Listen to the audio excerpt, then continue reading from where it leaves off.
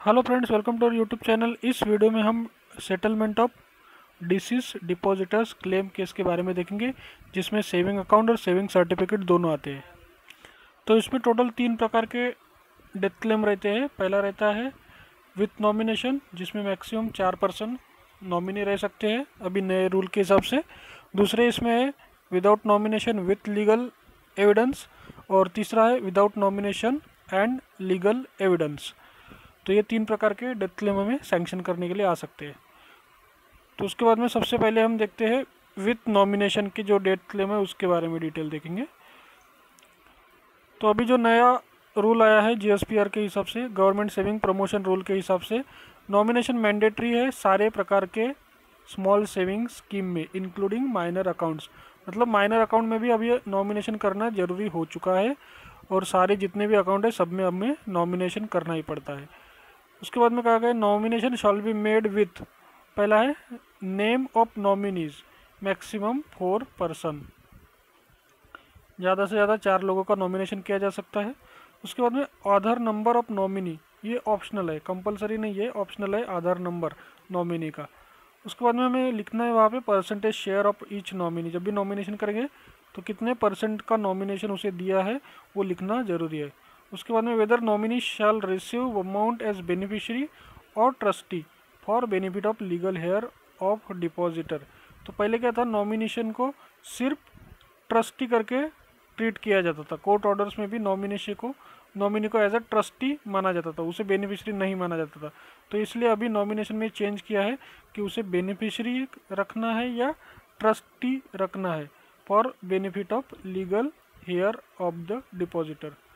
उसके बाद में ये सब दिया है SBPR saving bank promotion rule 2018 dated 5/10/18 and SB order 13/2019 dated 18/12/2019।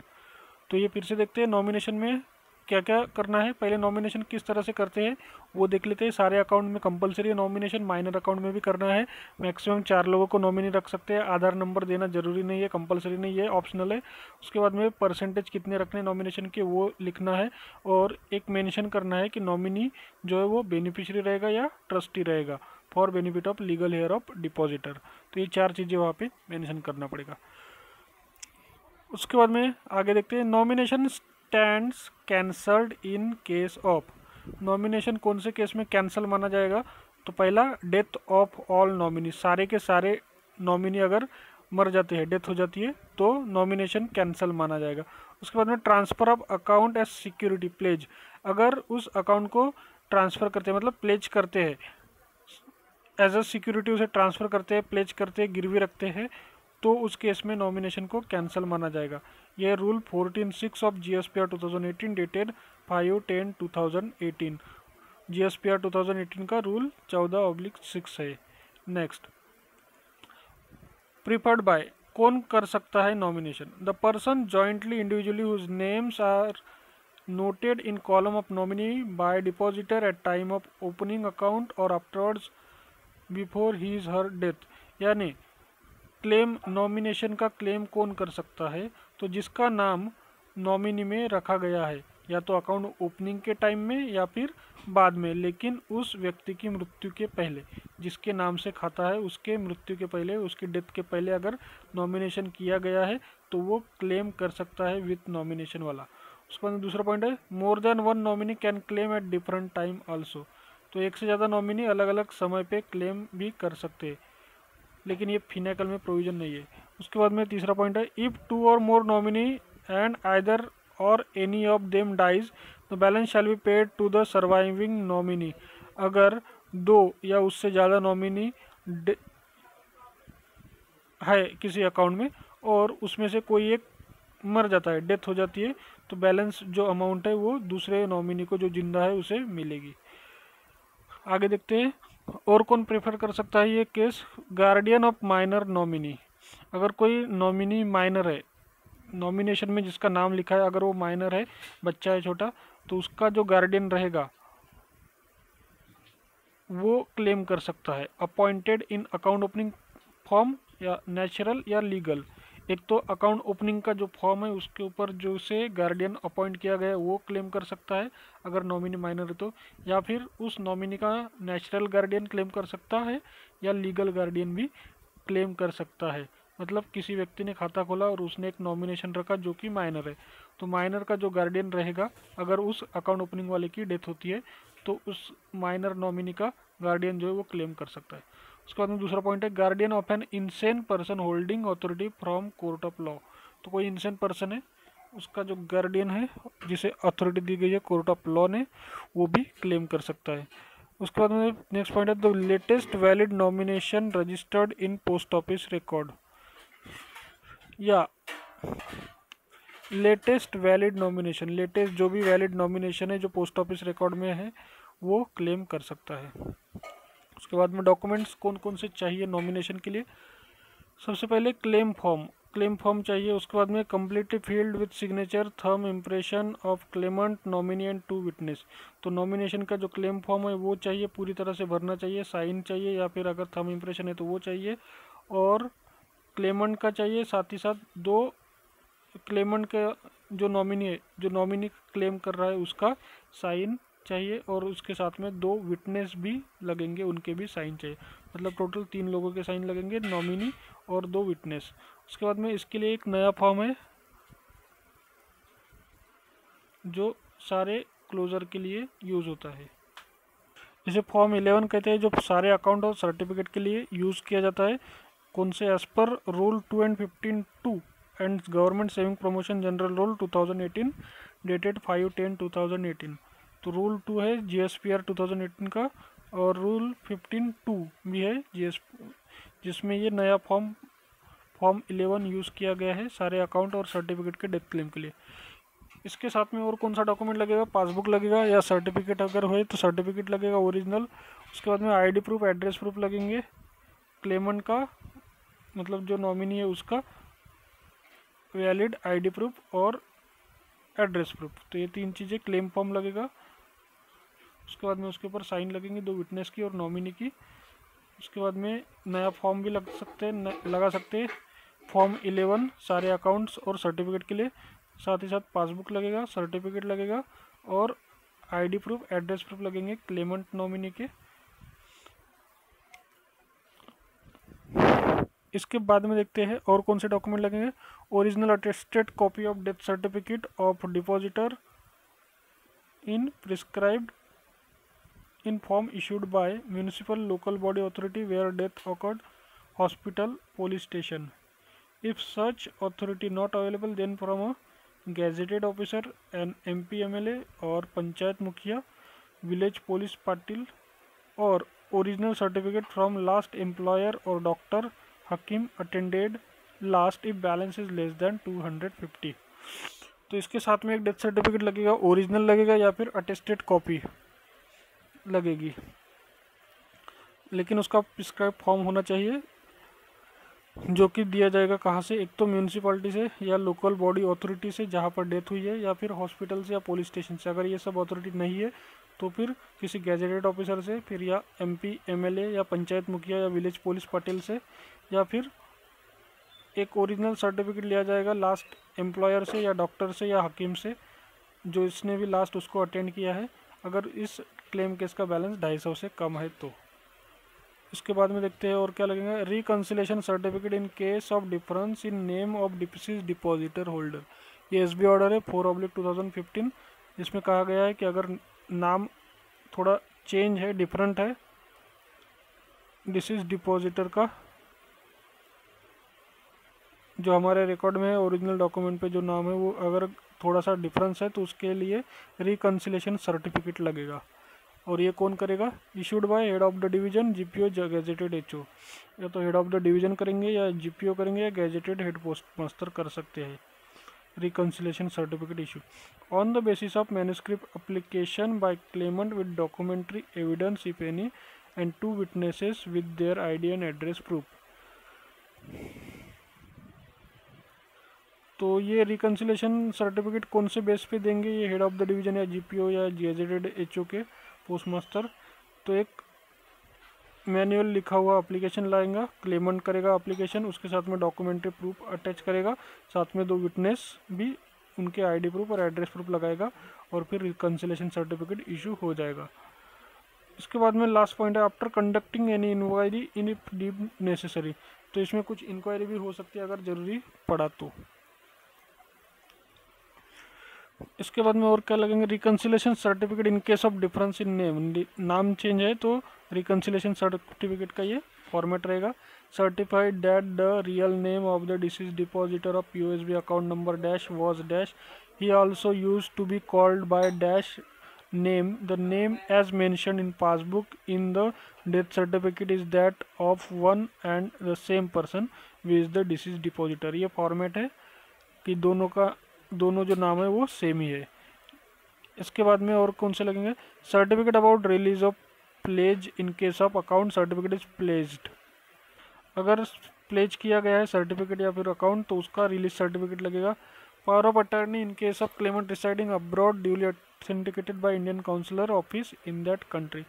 तो अगर क्लेमेंट जो फॉरेन में रहता है तो पावर ऑफ अटर्नी लगेंगी, लेकिन वो कैसे, duly authenticated by Indian counsellor office in that country, उस कंट्री का जो इंडियन काउंसलर ऑफिस होगा वहाँ से ड्यूली ऑथेंटिकेटेड चाहिए। Except in case of 59 countries where reciprocal arrangements are made to admit notary executed without authentication। तो 59 country के अलावा बाकी सब जगह पे ये लगता है, जहाँ पर 59 कंट्री में रेसिप्रोकल अरेंजमेंट की गई है to admit notary executed without authentication. Next, reciprocal arrangement for accepting notary without authentication under section 14 of notaries act. तो ये सारे कंट्रीज़ के नाम दिए हैं यहाँ पे, UK, Hungary, Ireland, Belgium, New Zealand है। इनमें under section 14 of notaries act 1952 के अंतर्गत ये रेसिप्रोकल अरेंजमेंट है, और बाकी के भी ये कंट्रीज़ दिए हैं उनकी लिस्ट है। नेक्स्ट आगे बढ़ते हैं, विथ नॉमिनेशन के बारे में देखते हैं। क्लेम अमाउंट और balance considered separate for each account application. Claim का जो अमाउंट है वो हर एक अकाउंट या एप्लीकेशन के लिए अलग अलग माना जाएगा। For accounts, balance on the date of death plus interest accrued during preceding year only. तो जिस दिन उसकी डेथ हुई है उस तारीख को जो बैलेंस था और उसके पहले साल में जो इंटरेस्ट एक्रूड हुआ है वो अकाउंट के लिए, उस अकाउंट के लिए बैलेंस पकड़ा जाएगा। करंट ईयर का इंटरेस्ट उसमें नहीं पकड़ा जाएगा। सर्टिफिकेट के लिए एनएससी अगर रहता है तो face value plus accrued interest up to previous completed year. NSC अगर रहता है तो फेस वैल्यू और इसके पहले के साल का जो एक्रूड इंटरेस्ट है तब तक। केवीपी अगर रहता है तो फेस वैल्यू और accrued interest up to previous completed half year, उसके पहले का जो हाफ ईयर है उस तक का इंटरेस्ट पकड़ा जाएगा केवीपी के केस में। एनएससी रहता है तो कंप्लीट ईयर और केवीपी रहता है तो कंप्लीटेड हाफ ईयर। उसके बाद में ये लिमिट दी है, पावर्स दी है, कौन से पोस्ट मास्टर को कितनी पावर है उसके बारे में दिया गया है। विथ नॉमिनेशन के केस में फाइनेंशियल पावर बताई गई है यहाँ पर सैंक्शन की।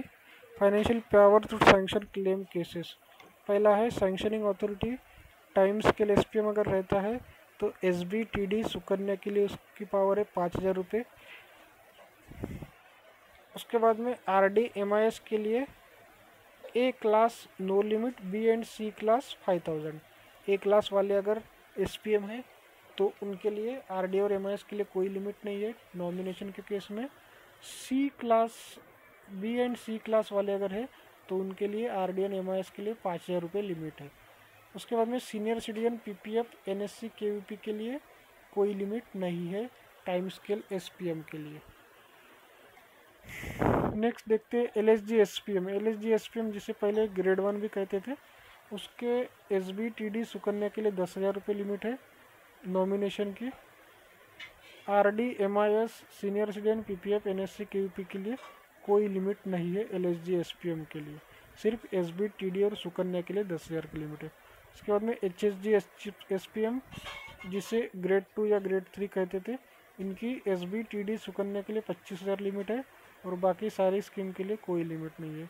इसके बाद में HSG पोस्ट मास्टर, जिसे ग्रेड 3 या MDG पोस्ट मास्टर भी कहते थे, तो इनके लिए विथ नॉमिनेशन की कोई लिमिट नहीं है। उसके बाद में पॉइंट दिया गया, all SPM will forward claim beyond their limit to post master of their HO where post master grade 1, 2, 3 still exist. तो सारे ऑफिस अपने सारे SPM जो भी क्लेम केस है वो उनके पावर के ऊपर है तो वो हेड ऑफिस में भेजेंगे। आगे देखते हैं financial power to sanction claim case. उसके बाद में sanctioning authority, senior post master, superintendent group B, CPM, SSP group A और DPS, CPMG, PMG, इनकी नो लिमिट है सारे केस में।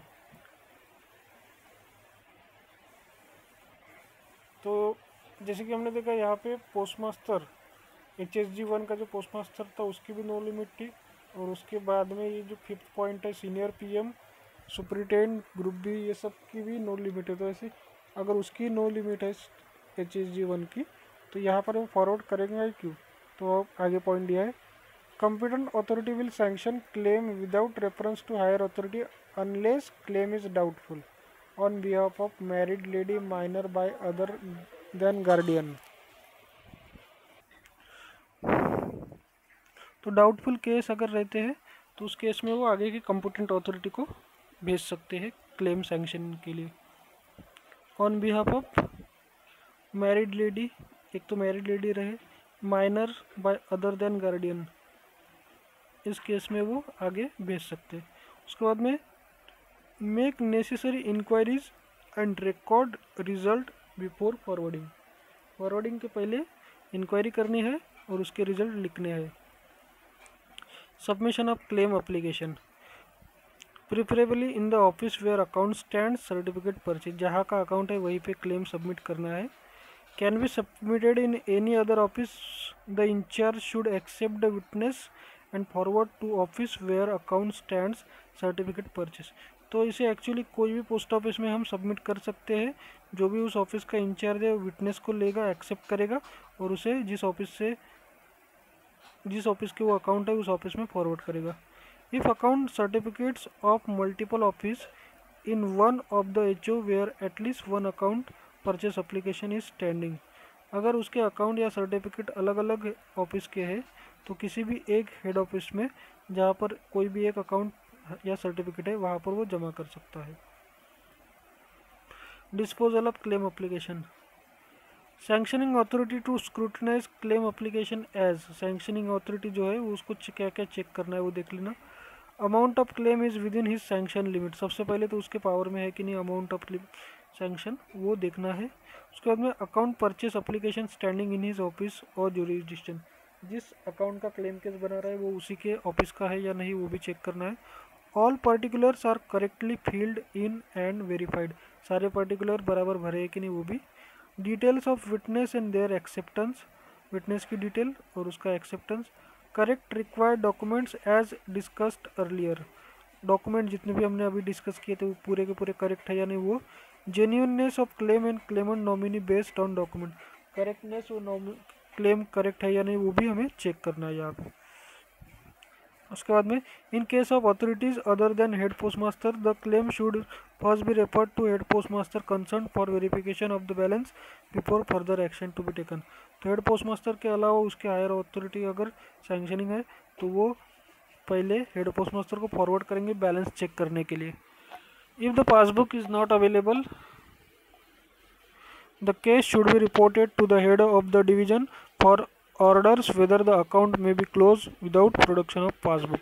तो अगर पासबुक नहीं है, विदाउट पासबुक अगर क्लेम केस करना है तो उसे रिपोर्ट करना होगा हेड ऑफ द डिवीजन को, उसके ऑर्डर के बिना क्लोज नहीं करना है, अगर ऑर्डर आती है तो ही उसे क्लोज करना है बिना पासबुक के। If the certificate are not available action for issue of duplicate certificate in the name of Clement after sanction of claim, तो अगर सर्टिफिकेट अवेलेबल नहीं है, गुम हो गए, तो क्या एक्शन लिया है डुप्लीकेट सर्टिफिकेट के लिए क्लेमेंट के नाम से सैंक्शन होने के बाद। उसके बाद में क्लेम एप्लीकेशन किस तरह सैंक्शन सेटल करेंगे, वो settlement of claim amount, PO to give precedence to nominee over all other person staking claims and such payment to nominee absolves PO from all future liability in respect of depositor। तो post office nominee को ही preference देगा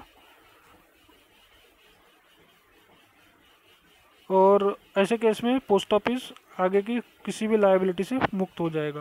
उसके बाद में however if any legal heir claim before sanctioning of claim in favour of nominee claim shall be settled in favour of legal heir. तो nomination के favour में claim sanction होने के पहले ही अगर कोई लीगल हेयर आता है तो ऐसे केस में उसके नाम से क्लेम सैंक्शन करेंगे। तो उसके बाद में लीगल हेयर किसे कहेंगे? On basis of succession certificate, probate of will, letter of administration issued by any court of law. तो किसी भी कोर्ट ने या तो सक्सेशन सर्टिफिकेट दिया है या प्रोबेट ऑफ विल दिया है या लेटर ऑफ एडमिनिस्ट्रेशन दिया है तो फिर वो लीगल हेयर बन जाएगा, फिर उसको पैसे मिलेंगे, नॉमिनी वाले को पैसे नहीं मिलेंगे। डिस्पोजल ऑफ क्लेम एप्लीकेशन किस तरह से डिस्पोजल करेंगे? Settlement of claim amount if more than one nominee, एक से ज़्यादा नॉमिनी है, there is no compulsion for all nominee to prepare claim simultaneously. However, no provision in CBS for such closure payment, so not advisable in CBS office. In case of certificate, provision of partial discharge is not possible. In case of death of all nominee, claim will be settled in favor of legal heir of last deceased nominee. तो अगर एक से ज़्यादा nominee है तो ऐसा कोई compulsory नहीं कि सारे नॉमिनी एक साथ ही क्लेम करें, लेकिन अपने CBS में ऐसा कोई प्रोविज़न भी नहीं है कि उसको आधे आधे पार्ट में क्लोज किया जाए। इसके अलावा सर्टिफिकेट अगर रहे तो पार्शियल डिस्चार्ज की भी कोई फैसिलिटी नहीं है सर्टिफिकेट की CBS में। अगर सारे नॉमिनी की डेथ होती है तो क्लेम सेटल होंगे लीगल हेयर के नाम से या फिर लीगल हेयर किसका? लास्ट आखिरी में जो नॉमिनी बचा था उसका। Disposal of claim application settlement of claim amount in case of minor account holder, अगर माइनर अकाउंट होल्डर रहता है तो नॉमिनेशन केस कैसे? इफ डेथ ऑफ गार्डियन यानी जो डिपॉजिटर या ऑपरेटर है succeeding guardian to operate account, तो अगर कोई माइनर अकाउंट है और उसके गार्डियन की डेथ होती है तो जो दूसरा गार्डियन है वो अकाउंट ऑपरेट कर सकता है। यह है rule 14(5) GSPR। Disposal of claim application settlement of claim amount in case of minor account holder if death of minor account holder eligible balance paid to guardian if nomination not registered or where nomination not permissible for account opened before 1/4/18 and paid to nominee if nomination registered for account opened after 1/4/18। तो 1 अप्रैल 2018 के पहले के जो account है जिसमें minor account में nomination allowed नहीं थे तो ऐसे केस में अगर माइनर की डेथ होती है तो जो भी बैलेंस है वो गार्डियन को मिल जाएगा। ये कब के? 1 अप्रैल 2018 के। लेकिन 1 अप्रैल 2018 के बाद में माइनर अकाउंट में भी नॉमिनेशन कंपलसरी हो गया है, यानी नॉमिनेशन करना ही है। तो ऐसे केस में जो नॉमिनी रहेगा उससे पेमेंट मिलेगा अगर माइनर की डेथ होती है तो। उसके बाद में as per citizen charter time limit बता देती है यहाँ पे। सेटलमेंट ऑफ DD केस के नॉन CBS ऑफिस अगर रहता है तो 7 दिन है और CBS ऑफिस है तो 1 डे, 1 दिन में ही क्लेम केस सैंक्शन करनी है अगर CBS ऑफिस है तो। नॉन CBS ऑफिस है तो 7 दिन में, डिविजनल हेड है तो 7 दिन में, रीजनल ऑफिस है तो 10 दिन में सेटल करना है। Settlement of claim amount the nominee legal heir may continue account by transferring their name. Nominee या उसका जो लीगल हेयर है वो अकाउंट कंटिन्यू कर सकता है उसके नाम से। कौन से account? RD TD NSC KVP। If number of nominee is not more than 3, 3 से ज़्यादा अगर नॉमिनी नहीं है तो RD TD NSC KVP उस अकाउंट को अपने नाम से कर सकते हैं। SCSS if spouse is sole nominee and doesn't have another SCCS account and satisfy condition of eligibility for opening of account। तो सीनियर सिटीजन सेविंग स्कीम अगर है तो स्पाउस जो है उसके हस्बैंड या वाइफ वो अगर सोल नॉमिनी अकेले नॉमिनेशन है और उसका दूसरा कोई सीनियर सिटीजन अकाउंट नहीं है और बाकी की कंडीशन फुलफिल करता है तो अकाउंट कंटिन्यू कर सकता है। अब इंटरेस्ट कब तक मिलता है उसकी लिमिट दी गई है यहाँ पर, वो देख लेते हैं। सबसे पहले SB up to preceding month of closure, SB के लिए up to preceding month of closure, और इसमें thereafter up to date of payment ये अप्लीकेबल नहीं है। इंटरेस्ट कब तक मिलेगा SB में? जिस महीने में डेथ क्लोज हुआ है उसके पहले महीने तक। उसके बाद में TD में for completed year before death of the depositor, जितने साल कंप्लीट हुए उतने कंप्लीट ईयर का, और उसके बाद में एसबी रेट का। If continued in the name of depositor up to maturity, अगर कंटिन्यू रखा गया उसके मैच्योरिटी तक तो टीडी का रेट मिलेगा। उसके बाद में PPF up to date of payment, जब तक पेमेंट नहीं होता उस डेट तक उसको इंटरेस्ट मिलेगा। उसके बाद में continue thereafter up to date of payment, payment तक कौन से रेट से मिलेगा, कोई ये अप्लीकेबल नहीं रहेगा। उसके बाद में अगर कंटिन्यू करते हैं डिपॉजिटर के नाम से तो पीपीएफ रेट से इंटरेस्ट मिलेगा। आरडी एनएससी केवीपी का इंटरेस्ट कब तक मिलता है, एज पर टेबल, जो भी टेबल है उसके हिसाब से।